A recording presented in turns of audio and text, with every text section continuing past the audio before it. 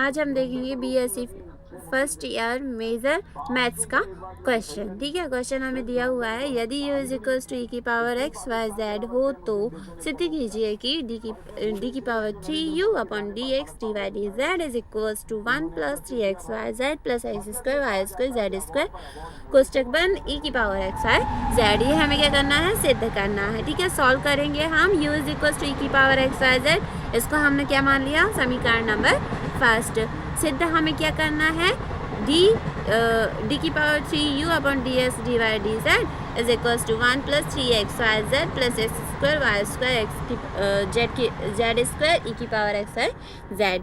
ठीक है, अब हम क्या करेंगे, जेड के सापेक्ष सर्वप्रथम इसका अवकलन करेंगे। जब हम अवकलन करेंगे तो d you upon D Z is equals to D upon D z e की पावर एक्स वाई जेड।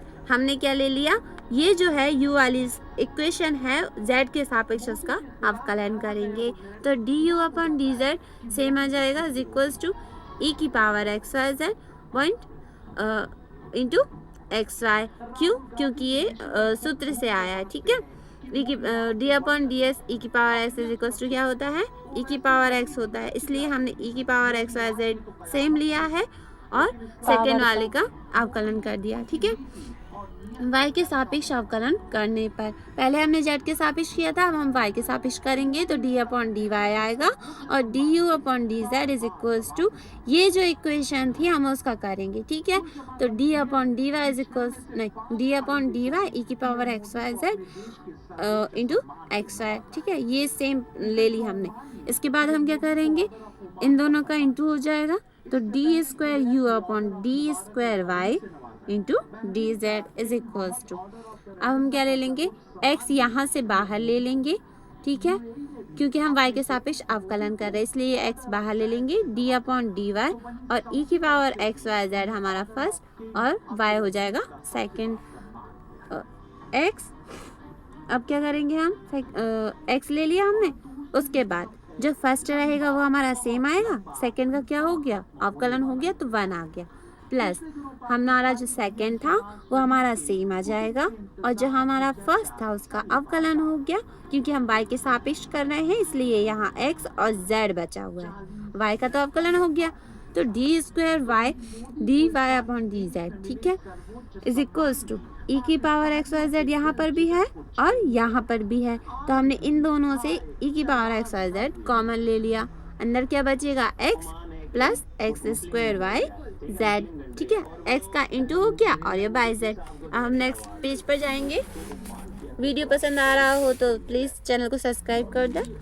उसके बाद हम करेंगे x के सापेक्ष अवकलन। हमने किसके सापेक्ष किया था, पहले z के सापेक्ष और फिर y के सापेक्ष, अब हम करेंगे x के सापेक्ष। ठीक है, D upon D X D square U upon D Y D Z is equals to D upon D x.